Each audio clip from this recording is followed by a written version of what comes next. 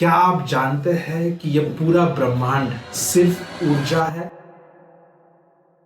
आप सभी को शुभेच्छा, हैप्पी थॉट्स। आज के इस सेशन में हम लॉ ऑफ वाइब्रेशंस, हम जैसा सोचते हैं वैसा बनते हैं, इस प्रिंसिपल के साइंस को जानने वाले हैं। एक ऐसी ऊर्जा, एक ऐसी एनर्जी जो हर पल हिल रही है, मूव हो रही है, लहरों की तरह कंपन तैयार कर रही है। इसलिए आज विज्ञान और अध्यात्म दोनों मानते हैं कि इस ब्रह्मांड में जो भी कुछ है वह मूल रूप में ऊर्जा है, यानी एनर्जी है। आइंस्टाइन के प्रिंसिपल के अनुसार E = mc²। इसका मतलब हर ठोस चीज ऊर्जा ही है, एनर्जी ही है। हमारा शरीर भी, हमारी शरीर की हड्डियां, मांसपेशियां, त्वचा, सब कुछ ऊर्जा का सघन रूप है। और हमारा मन, वह तो और भी सूक्ष्म, तेज गति से कंपन करने वाली एक चीज है या वस्तु है। जो भी अदृश्य है या दृश्य है, वो सभी पदार्थ एक प्रकार की वाइब्रेशंस है,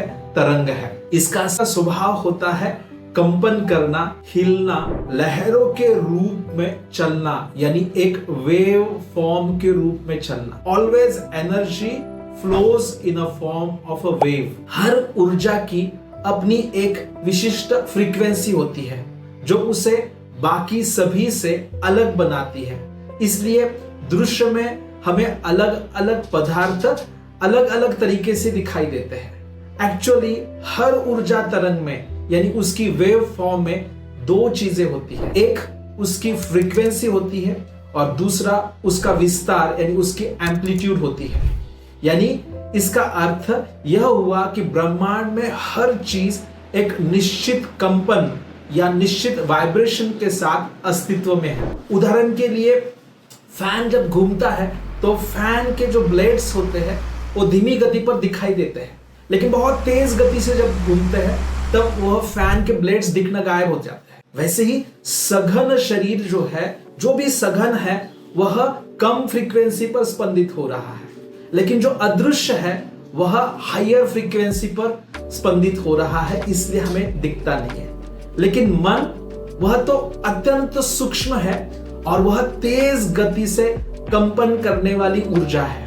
और इसी सिद्धांत के आधार पर शशि जी ने विचार नियम, इस फेमस किताब में बताया हुआ है कि कंपन का सिद्धांत, यानी लॉ ऑफ वाइब्रेशन, इसी सिद्धांत पर कार्य करता है। इस सृष्टि में कुछ भी स्थिर नहीं है, सब कुछ लगातार हर पल कंपित हो रहा है और इसलिए वह बदल रहा है। जब हम अपने अंदर कुछ इच्छाएं क्रिएट करते हैं या फिर कोई विश्वास महसूस करते हैं, तो हम लगातार अपने अंदर अपने विचारों के और मन के माध्यम से कंपन ही पैदा कर रहे होते हैं। यह कंपन हमारे शरीर, हमारे मन और हमारे चारों तरफ ऊर्जा को प्रभावित करता है। जब हम बार बार किसी नकारात्मक सोच में डूबे रहते हैं, जैसे मेरे साथ हमेशा बुरा होते रहता है, मुझे कुछ भी आता नहीं है, मुझे डर लग रहा है, मेरी बीमारी ठीक होगी कि नहीं होगी, पता नहीं,